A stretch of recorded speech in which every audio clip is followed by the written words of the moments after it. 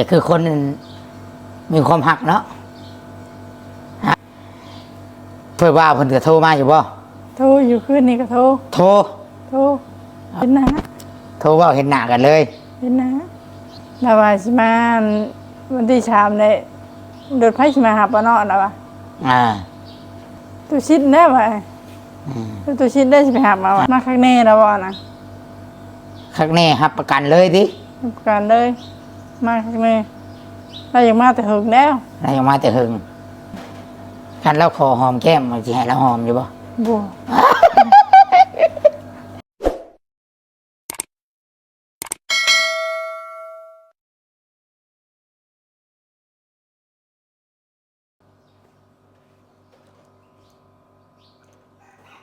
กราบทักทายสบายดีและก็สวัสดี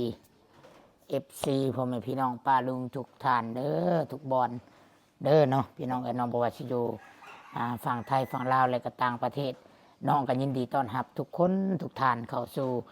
ช่อง YouTube ของตุสิทธิ์ปันสุขแล้วพ่อกันกับตุสิทธิ์เนาะปันสุขพี่น้องเอ้ยมื้อนี้ก็อยู่เฮือนอยู่ซ่านพี่น้องเอ้ยบ่ได้ออกไปทางใดเนาะบ่ได้ออกไปช่วยเหลือทางใดก็คือว่าเนี่ยพี่น้องเอ้ยเนาะบ่ตุสิทธิ์ก็บ่ได้ไปทางใดแล้วล่ะเดินทางไปทางใดแล้วมีแต่ถ่ายอยู่เฮือนอยู่ซ่านหรือว่าถ่ายน้องมะนาวเนาะจุดหลักก็ถ่ายช่วยเหลือน้องมะนาวช่วงนี้เพราะว่าน้องมะนาวเราก็อยู่ใกล้กับตุสิทธิ์เนาะมันก็แต่ขนาดอยู่ใกล้ตุสิทธิ์ก็บอกได้เลยว่าบ่มีเวลาไปได้คันน้องมะนาวแบบบ่มีเรื่องอย่างซอยอริยรอหรือว่าคือคันถ่ายกับน้องมะนาวมาหาเองอยู่เฮือนเนาะทุกคนคือ FC ฮู้คือ FC ได้ฟังได้เห็นเนาะแต่ละคลิปที่ตุสิทธิ์ถ่ายไปเนาะคิดฮอดคิดถึง FC พี่น้องเนาะกะวันนี้บ่ได้ลงมือก่อนนั่นเนาะลงคลิปลงเกี่ยวกับเรื่องของน้องมะนาวพี่น้องเนาะน้องมะนาวสิได้ผัวแล้วพี่น้อง แต่มือเด้อพี่น้องเนาะมื้อนี้ก็สิมาเว้าเรื่องนี้แหละเนาะเรื่องที่ว่าสิมีผู้บ่าวมาหาน้องมะนาวเนาะพี่น้องได้สิมาเว้ามาร่วมกันหน่อยหนึ่งเกี่ยวกับเรื่องนี้เนาะเพราะว่าMC บางท่านเพิ่นก็คอมเมนต์แล้วว่าส่งข้อความมาหาเลยโดยตรงบางท่านนี่ก็เพิ่นก็เป็นห่วงกะมันมี2อย่างพี่น้องอย่างที่1 FC บางท่านก็ดีใจที่น้องมะนาวสิมีครอบครัวหรือว่ามีคนมาหักมามักแล้วก็สมมุติว่าอยากได้เราเป็นลูกเป็นเมียเนาะ2อย่างที่2ก็คือเป็นห่วงยันถึกตัวหลอกลวงถึกตัวให้หักตัวให้น้องมะนาวหักแล้วก็จากไปเนาะมี2อย่างพี่น้องเนาะแล้วก็ในมุมตุสิทธิ์ก็มีคำที่จะมาเว้าคือกันพี่น้องเนาะเกี่ยวกับน้องมะนาวสิมีผู้ชายมาหานี่เนาะความคิดของตุสิทธิ์ก็มี2อย่างคือกันกับ FC คือเนาะอย่างที่1นี่ตุสิทธิ์ก็ดีใจน้ำน้องมะนาวพี่น้องดีใจน้ำน้องมะนาวดีใจแบบใดพี่น้องก็ถือว่าน้องมะนาวจะมีคนที่จะรับผิดชอบชีวิตเราเนาะหรือว่าเราก็จะมีสร้างครอบครัวเนาะถ้าน้องมะนาวเศร้าไปเลยยิ่งดีเนาะถ้ามีครอบครัวแล้วก็กินเถื่กินยาเถื่อห้องว่าบ่ได้เนาะจิตใจเราเข้มแข็งขึ้นบ่เป็นโรคซึมเศร้าบ่เป็นโรคประสาทก็แล้วก็เศร้าไปเลยกับมีสร้างครอบครัวได้ลูกได้เต้าหากก็มีคนเบิ่งคนแย่งเราก็วิทย์ไปเลยเด้เนาะอันนี้เรื่องดีพี่น้องเรื่องที่2ก็คือกันกับ FC ก็คือเป็นห่วงยันเราถือตัวหลอกลวงนั่นแหละเนาะก็อยากเบิ่งว่าผู้ชายผู้นี้เป็นจังใดพี่น้องก็อยากเห็นอยู่ได้เพิ่นสิข้ามมาจากฝั่งไทยเพิ่นบ่เป็นคนไทยเด้อพี่น้องเพิ่นเป็นคนทางใต้น้องมะนาวเนาะทางใต้ภาคใต้ของลาวแต่ว่าเพิ่นไปอยู่ไทยทำงานอยู่ไทยคือว่ามีลูก5คนแล้วก็เป็นคนที่มีอายุแน่อีกแล้วบัดนี้เนาะเรื่องมักฮักเรื่องแบบใดอันนี้น้องมะนาวเป็นคนตัดสินใจเท่าบ่เท่าน้องมะนาวมักบ่มักก็คือเพิ่นว่าแหละเนาะเฮ็ดเฮือนให้ตามใจผู้อยู่ผู้อู้ให้ตามใจผู้นอนเท่ากับยา แก้กระย่าน้องมะนาวว่าคิดว่ามักหักแหละ เราเป็นคนดีแหละน้องมะนาวอยู่น้ำเลยมีความสุขแหละเลี้ยงดูน้องมะนาวไล่แหละน้องมะนาวอยากเอาห้ากระบอกหามพี่น้องเลยเนาะขอแต่อย่างเดียว ขอแต่ว่าผู้ชายผู้นี้นี่เป็นคนดีบ่ตัวบ่หลอกลวงน้องมะนาวเนาะมันก็มีหลายอันหลายอย่างพี่น้องเนาะก็อยากเบิ่งหน้าค่าตาแล้วว่าอาจจะเป็นคนจังใดเนาะมันมีการดีถ้าคือว่าเนี่ยเราวางแผนแล้วว่า ถ้าเราได้น้องมะนาวได้สิพาไปทำงานอยู่ไทยไปงานร้านห้านลูกสาวเราเนาะไปด่างถ้วยก็ได้เงินเดือนแต่ก็อยู่กับผัวเราก็อาจจะรับผิดชอบเรื่องยาเนาะแล้วก็เธอว่าก็ต้องเฮ็ดให้ถือตามฮีตของประเพณีมาแต่งมาขอนำญาติพี่น้องเราเนาะบ่แม่นค่อยดอกค่อยญาติพี่น้องเรากับต่างหากพี่น้องไอ้น้องมะนาวตุชิตจะโบแมนดอกเป็นแต่ว่าอยากซอยเราชื่อญาติพี่น้องเรากับทางผู้เละทางแม่เราแล้วก็ทางน้าบ่าวน้าสาวลุงป้าเราเนี่ยเนาะก็มีพี่มีน้องเพิ่นก็ต้องขอน้ำพุ่นเนาะส่วนตุชิตนี่ก็แล้วแต่น้องมะนาวบัดถึงขันว่าน้องมะนาวสิเอาลูกเอาผัวกะน้องมะนาวอันสีเห็นตุชิตสีบอกสีก้าวกะกันแต่น้องมะนาวเนาะก็แต่ว่าคือตุชิตเคยบอกน้องมะนาวว่าได้ดีแล้วกะอย่าลืมว่าเคยอยู่จุดใดเนาะพี่น้องเนาะคือบางคนแบบในผู้ต่างประเทศบอกให้ถ่ายฮอดคลิปญาติพี่น้องกะเป็นคนละคนตอนอยากให้ซอยแนวหนึ่งบัดพอซอยได้ดีแล้วกะแนวหนึ่งพี่น้องโอเคแล้วก็เรื่องนี้FCค่าใจเนาะว่าเมนเทโบที่ว่าน้องมะนาวนี่ผู้บ่าวสิมาหาเทโบแล้วสิเอาผัวเทโบเนาะFC ก็สงสัยบ่ต่างอย่างกับตัวชิดเนาะแล้วก็ฟังน้ำกันอีกเทื่อนึงจากปากของน้องมะนาวว่าเรื่องนี้น่ะเมนเทโบพี่น้องเนาะเมนเทโบหรือว่าน้องมะนาวนี่ตัวหรือว่าใดฟังจากปากน้องมะนาวนำกันแล้วก็สิมีคำถามหลายคำถามถามน้องมะนาวเนาะมื้อนี้ถามน้องกันเรื่อยคิดยังออกก็สิถามคิดยังออกก็สิถามพี่น้องแล้วโอเคเดี๋ยวสิพาพี่น้องไปเจอกับน้องมะนาวนี่เพิ่นกำลังข้างๆเรื่องเนาะไป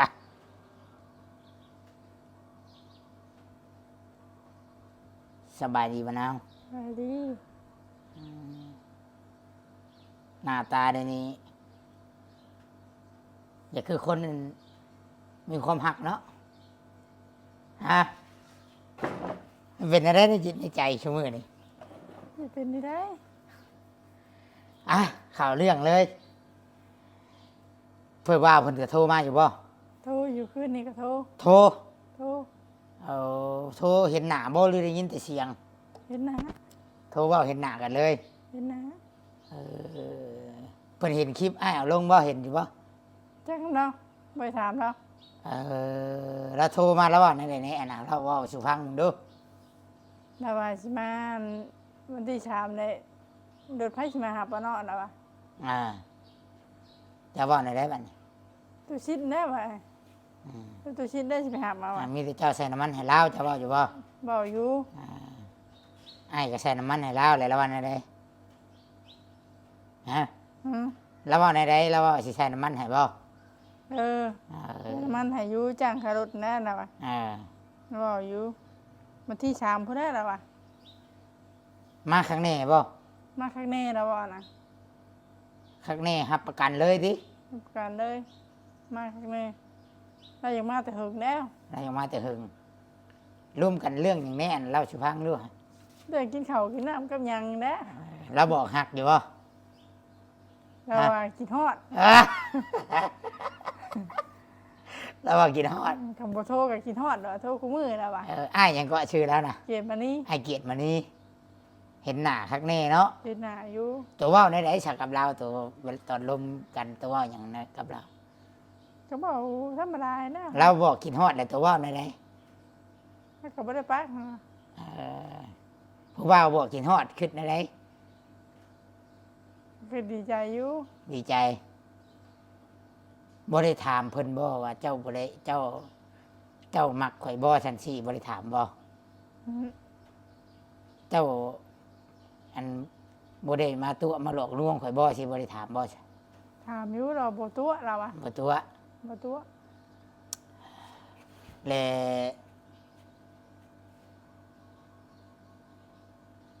อันเบิ่งเด้อการที่บัดนี้นี่พี่น้องเนาะเด้อน้องมะนาวเด้อบัดนี้คันว่าเรามักเราฮักอะไรนี่ต้องเฮ็ดให้ถือหีดคองได้บัดนี้ต้องให้เราต้องได้มาแต่งมาขอได้พี่น้องมาขอก็แล้วแต่สิเว้ากันขะดอง มาได้สิกลับเมื่อบ้านเราอีกแล้ววะมาพี่ได้สิเมื่อบ้านเราเมื่อยามลูกแล้วแล้ววะ สิเมื่อยามลูกทาง ยาม ใต้ ลูกจะส่งสามมือแล้วมาอีกแล้ววะ เราอยู่ใช้อยู่ใต้นะ ถ้าปากซี เราสิมาเฮือนเจ้า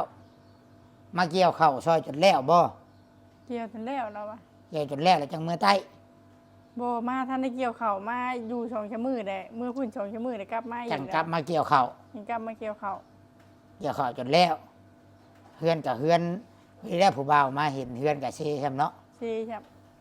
เราบอกชิลพังอยู่หรอเช่กับหาเอาได้หรอวะ เออ หาเฮ็ดได้หรอวะ หาเฮ็ดหาฉากได้เนาะ เราบอกอยู่ ให้มาเราได้เจ้าเป็นเมียเราก็เฮ็ดเจ้าว่าเราก็สิเฮ็ดแต่เฮือนเรากับเพื่อนเจ้าบ่ยักเราก็ได้ ก็ทำได้เด้ ไม่ว่าเราสิเฮ็ดอยู่หั่นบ่ จักยังบ่จัก อันนี้เว้าเรื่องอนาคตเนาะพี่น้องเอ้ยเนาะแต่เบิ่งก่อนยังบ่เห็นฮ้อนหน้ากันเนาะ เราบอกให้หน้ากันเบิ่งก่อน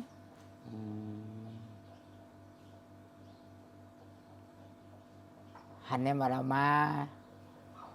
แต่ผู้บ่าวว่ามักและสีแต่งสีคอนเอาวะ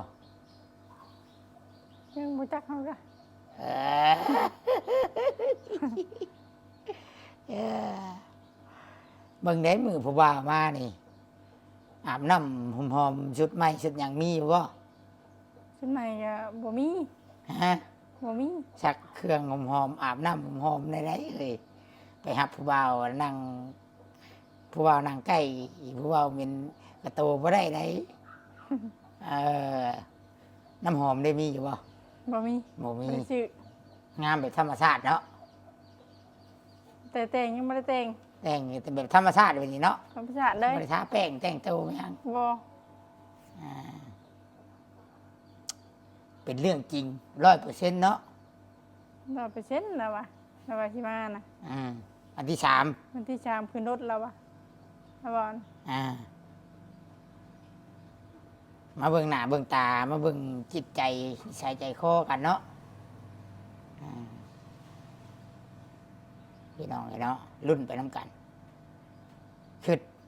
อันถามแล้วว่า อันเจ้าจะบริมาตัวมันหลอกลวงข่อยบอกกับถามอยู่ดิ ถามอยู่บ่ตัวแล้ววะ เราบอกมักบ่เราฮักบ่สิว่าเราบอกสิว่า บอกอยู่ อยากได้เป็นเมียบ่เรา ตะกี้เราถามคารองแล้ว ถามขะดองถามน้ำตัวบ่ เออ บ่ได้บอกแล้วบ่ขะดองเท่าใด บ่ได้บอกเลยเอาฟังไปก่อนเฮาว่า ลมไปก่อนแล้วจากนั้นเราก็ผักเงินผักคำมาให้บ่ ผากกันเพิ่งผากตัวนึงหั้นแหละ ปีนี้ผักอยู่บ่ปีนี้ ปีนี้นะอืม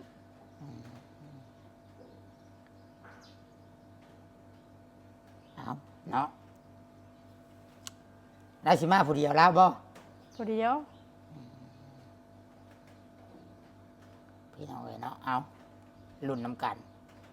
เนาะบ้านน้องมะนาวนี่สิเจอคนดีบ่เนาะน้องมะนาวเปิดใจให้ผู้บ่าวแล้วเนาะผู้บ่าวสิมาแต่ไทยระวังว่าเพื่อนสิเป็นคนดี ที่หักแต่แพงน้องมะนาวบ่ร่ำบ่รวยก็ขอให้มักหักกันบ่ตัวบ่หลอกลวงกันเนาะน้องมะนาวก็พร้อมที่สร้างครอบครัวนํบ่น้องมะนาวฮะ คำเราเอาก็พร้อมอยู่เรามาเห็นนะโปะไปยัก พบน้ำมัน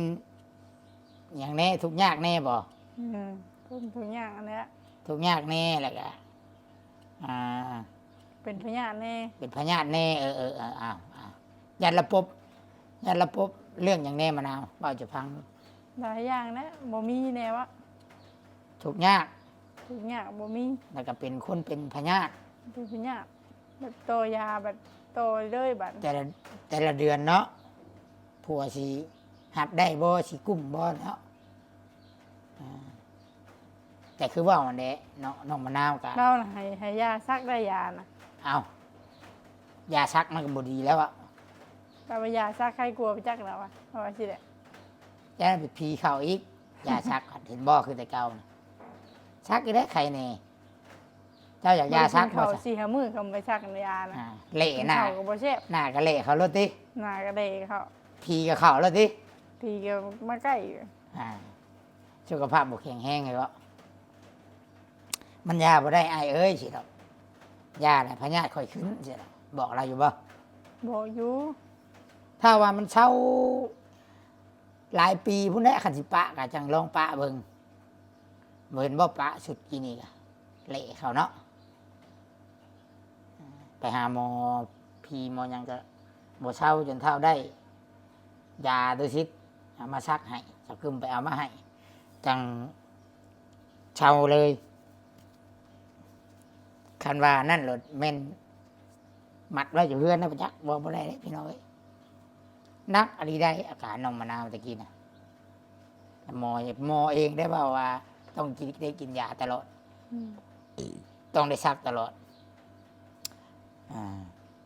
ดีแล้วบ่ได้กินซักเอานะ อืม กินน่ะมันแพ้ยามันแพ้มักไขลัง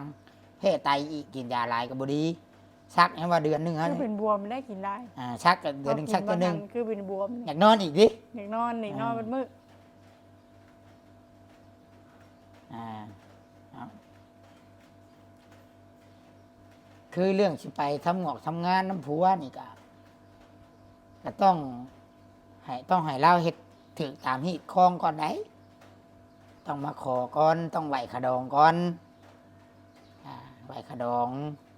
ไหนยังไปมันแบบนั้นเด้ออันนี้เนี่ยนำไปซื้ออันว่าน้องมะนาวมักฮักแหละตั้งบ่ไหวขะดองกับคันผู้บ่าวชวนไปก็คันไปเลยกันแล้วแต่น้องมะนาว บ่ไปแล้ว ที่ว่ากินฮอดบ่คันเขามาหาเด้อว่าเขาเมื่อปะนี่เออ กินฮอดแล้วเขาเมื่อยเขาเนาะ เออเนาะสิเพื่อเกี่ยวเขาวแล้ว ให้หอมแก้มก็พอเด้อเออนอนกันนอนอยู่นอกบ่ปนสิบ่พระบ่ผู้บ่าวเนาะ จักบ่เตอไว้พานอนอยู่หน้าเพิ่นน่ะปหาการอยู่หน้าเพิ่นน่ะ เออมีบ่นอนเนาะ อืม นอนอยู่เพื่อนบัดห้วยมีแต่ผู้หญิงไงเนาะงานห้ามใจบ่ได้รถเข้าไปก่อนเด้อ เข้าไปก่อนน้องมะนาวรถยังไม่ได้แจ้งได้คอเลยห้วยไปกอดก่อนอีกเอาคำว่าจะกอดแห้งขันรถบ่ได้ก็มาแจ้งมาขอก่อนสิดอกไหวครองก่อนสิดอกเด้อเพื่อช้ำชาเกี่ยวเขาวแล้วหอมแก้มบาทหนึ่งก็พอแล้วสิดอก มะนาวเอ้ยเนาะน้องเคยกับจิพาเลาะทุ่งได้พี่น้องเอ้ยพอดีนะเป็นผลดีได้นี่ สมมติว่าน้องมะนาวได้ผัวนี่ เรามีห้าลูกสาวแล้วบ่อยู่ไทยนะห้านเพลิน บ่แม่น บอล ลูกสาวแล้วก็เฮ็ดงาน บอลลูกสาวเราเห็นงาน เออ เออ เป็นผลดีก็คือว่าบุกเทื่อโมเตอร์อยากไปก็มีเด้ มีบอลเห็ดเวียก คำ เฮ็ด บ่ งาน เตอไปได้ก็ยา จะบ่ไป เอาบ่ไปคำบ่เตอไปนะ ต้องมีผู้หนึ่งอยู่น้ำอันเสด็จแม่ มาอยู่ผู้เดียวแล้วจักงัว เสด็จแม่นี่ให้อยู่ผู้เดียวบ่ได้ป่ะ บ่ได้แล้วเราก็เจ็บเอวเมื่อยอยู่ เมื่อยกูมืออยู่ ต้องมีคนอยู่นำเสด็จแม่เนาะเสด็จลูกคนต้องฟ้าไว้คนหนึ่ง ไปเป็นคนหนึ่งเนี่ย เอาสมมุติเจ้าบ่ไปมันผัวเจ้าได้สสมมุติว่าจะได้ผัว เอาไปให้เราไป ให้ผัวไปมันจะกินฮอดกันแล้วอยู่ไกลกัน ผัวก็สิได้มาอยู่เห็นหน้าได้อยู่บ้านบ่หรือว่าไดเนาะ ไปเจ้าของกำเดือนก็กลับมาอีกแล้วมาเฮ็ดหน้าแล้วว่ะ เสด็จแม่ก็คือว่าแข็งแห้งอยู่ โอ้ยเมื่อยคุมือ บ่กุ้มบ่งัวน่ะ อย่าบ่กุ้มดอก ไม่คุมือมีแต่ลูกบ่เฮ็ดเวียกคุมือนี่นะ เราก็เฮ็ดอยู่เกี่ยวหญ้าให้งัวนะ อ่า มาแล้วก็นอนให้บีบให้ได้บัดนี้ อ่า เจ็บฉันดัง อันนี้ลูกจังบ่ได้ไปใส่เนาะ เนี่ย มะนาวอะไรผัดแพงแม่อะไรพี่น้องปกติและลูก แต่คนกะแพงแม่คือว่าเนี่ยแต่แม่ความเจ้าผู้หนึงไปกับให้ผู้หนึงอยู่อันน้องมะนาวไปกะให้เท่าเตออยู่อยู่กับเสด็จแม่เนาะเสด็จลูกนี่ต้องอยู่น้ำคนหนึ่งอ่าเอาเนาะในวันนี้สาวกึมหู้อยู่บ่ว่าผู้บ่าวสิมาเราบ่ได้บอกสาวกึมบ่ ไม่ได้บอกเรา เออ บ่เห็นแล้วเนี่ย เพราะยันว่าผู้บ่าวเจ้าส่งบอกสาวกึม บ่เราไปโทรหากันเถิงนะกินเราโทรดินน้ำอยู่ อ่าคันว่า ยันว่าอันไปฮับรถบ่ให้ถ่ายคลิปรถบ่ได้ไปได้ ไม่ถ่ายอยู่เราก็เว้าอยู่ เพราะว่าไอ้ เป็นหยังแล้ววะ เพราะว่าตุชิดก็ได้เงินน้ำถ่ายคลิปพี่น้องว่าตรงๆใช่เนาะมีรายได้น้ำถ่ายคลิปน้องมะนาวก็ต้องซอยอ้ายคือกันซอยแบบใดก็ให้อนุญาตให้ถ่ายคลิปอะไรเนาะพอได้เงินใช้น้ำมูกน้ำมันพี่น้องพอได้ซอยเสือเรือซึ่งกันและกันว่าหั่นซะบ่ให้เฮ็ดคือบางคนซอยแล้วได้ดีแล้วก็เป็นอีกแบบหนึงบ่เอาอันน่ะเนาะมะนาวได้ดีแล้วลืมอันเริ่มเป็นลืมโตลืมที่มาคือคำสุภาษิตเพิ่นว่าเป็นงัวลืมตีนน่ะบ่เอาอันน่ะให้เสมอต้นเสมอปลายบางเทื่อ FC เพิ่นก็อยากเบิ่งอยากเห็นว่าผู้บ่าวน้องมะนาวหรือว่าผัวน้องมะนาวนี่สิเป็นคนแบบใดหาสมมุติอันนี้สมมุติว่าหาเป็นคนบ่ดีมาตัวมาหลอกลวงน้องมะนาวตัวให้มักหักสร้างครอบครัวแต่ปะทิ่มมาตัวมันยั่วนอนนำบอกหลอนๆซะบัดน้องมะนาวเสียมกเสียใจกับบุวิทFC คือเก่าผู้รักผู้ใหญ่พอหักไม่หักคือเก่าอันนี้สิได้ปลอบใจสิได้ช่วยเหลือคือเก่าอีกเรื่องยากันเลยว่าจังซั่นซะเนาะซ้ำนี่ได้พี่น้องเอ่ยคำถาม แต่ละคำถามมื้อนี้แล้วก็ ตัวคาใจว่ามันแม่นเรื่องจริงบ่หรือบ่แม่นกันน้องมะนาวก็ยืนยันว่า เรื่องจริงเนาะ เราสิมาจริง เรื่องจริงพี่น้องเอ้ยเนาะมีหูเราอยู่ปะ น้ำชาบักเตอร์กู เออ เราโทรก็โทรมาเครื่องของบักเตอร์ เออ ของเฮาน่ะเราโทรมาบ่ได้เพจเรามันออกเนี่ย อืม คำว่าไม่ กันเราขอหอมแก้มมันสิให้เราหอมอยู่ปะ บ่ จะเจือเอ้ยจางถามแล้วตัวชิดแกแต่ว่าได้ให้หอมก็มาบอกแล้วเนาะอายเลยนะหลังหอมกันจองคนได้เนาะขอแต่เนี้ยเดียวขอแต่ว่าเราเป็นคนดีเด้อเนาะขอแต่ว่าเราเป็นคนดีแต่ก็บ่เป็นหนี้เป็นซีนนะเลยเนาะบ่เป็นโทษเป็นหนี้แล้วเพราะว่า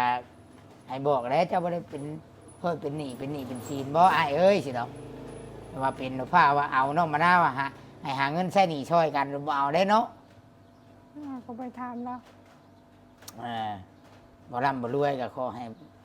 เป็นหนี้เป็นซีนแล้วก็เป็นคนดุมันขยันเพียรแล้วก็เฮ็ดหา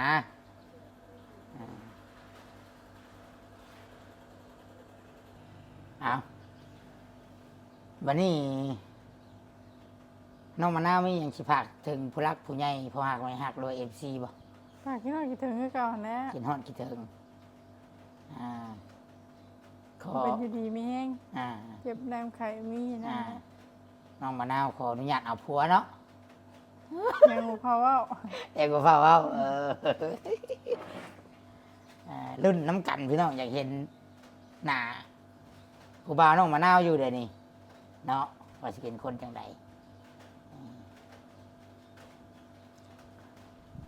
พิ่นสิซื้ออย่างนี้เนาะมาผักน้องมะนาวเนาะ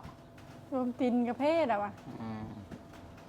น้องเคยแล้วก็สิพาไปนอนอยู่หน้าผู้เนาะ ใช่นะ ถึงแล้วไปนอนอยู่หน้าเพิ่นก็ฮู้อยู่แล้วว่าหาทุกข์ยากเนาะ ผู้อยู่ นั่นเพิ่นรับได้ก็ทุกข์ยากก็ต้องหาคือเราเว้าถึงแล้วไปเฮ็ดไปหาเอามีครอบมีครัวแต่ถือว่าบิดอันดับหนึ่งบิดไปอีกวันนี้ผู้รักผู้ใหญ่เพิ่นเบิ่งคันว่าเพิ่นสิซอยหรือบ่ซอยก็อีกส่วนหนึ่งคันว่าเพิ่นคือเห็นอยากซอยน้องมะนาวให้มีไม้มีมืออีกอะกับลูกกับผัวคันน้องมะนาวได้ผัวกันแฮงดีอันน่ะคูณ2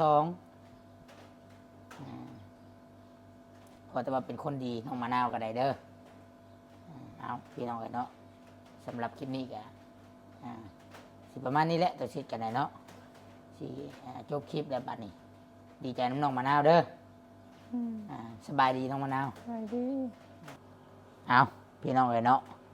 กาลมกับน้องมะนาวกินนี่กับม้วนหยอกน้องมะนาวไปน้ำอีกพี่น้องเลยเนาะกาถือว่าน้องมะนาวเอาปลามาฝากมือนี่ลืมบอกทุกคนปลายังน้องมะนาว ปลาซิว ปลาชิว ซิวกับปลาขาว ปลาชิวกับปลาขาวผลตกเช้านี่บ่ สาม มันลงปลาลงดิพี่น้องแล้วก็มีตัวชิดเมียตัวชิดก็ได้เอาหมึกแตงให้เอาหมึกแตงเพราะว่าเมื่อนี้อีเมลเราโบอยู่พี่น้องอีเมลเราไปมุกเด้อทุกคนเด้อเราไปเวียกเราไปมุกเอาตัวชิดมีแต่ตัวชิดอยู่เพื่อนเนาะก็ดีใจน้ำน้องมะนาวมาแหละเนาะระวังว่าขอให้พบเจอคนดีน้องมะนาวก็เปิดใจก็คือว่าเป็นครั้งแรกของน้องมะนาวสัมปจักบ่อนี่ เด็ก ผู้บ่าวนี่ได้ เด็ก รักแรกอีกได้พี่น้องเอ้ยเนาะ รักแรกของน้องมะนาวเอาขอให้น้องมะนาวสมหวังเนาะสีเท่าสีอายุน้อยอายุหลายจะขอจะว่าเป็นเนื้อคู่กันเนาะมันก็สิได้พบมาเจอกันอยู่ดอกพี่น้องเอ้ยเนาะโอเคพี่น้องสำหรับคลิปนี้ตัวชิดก็สิได้ขอตัวจบคลิปด้วยว่าลาพ่อแม่พี่น้องไปก่อนเด้อทุกคนเด้อเนาะบ่ว่าจะเป็นป้าลุงหมู่เพื่อนมิตรสหายพ่อแม่เนาะขอให้ทุกคนทุกท่านดูดีมีแห้งสุขภาพแข็งแรงปราศจากโรคภัยไข้เจ็บบุญรักษาเทวดาคุ้มครองเงินไหลนองทองไหลเข้าพี่น้องเอ้ยเนาะเดินทางไปใส่มาใส่ก็ขอให้ตลอดปลอดภัยเด้อพี่น้องเด้อ บุญคำบุญสู้ปัจจุคุสู่คนพี่น้องฝากทุกคนกดไลค์กดแชร์เป็นกำลังใจคอมเมนต์มาตัวชิดแน่ทุกคนสุดท้ายนี้ตัวชิดจะได้ขอกล่าวคำว่าสบายดีพี่น้อง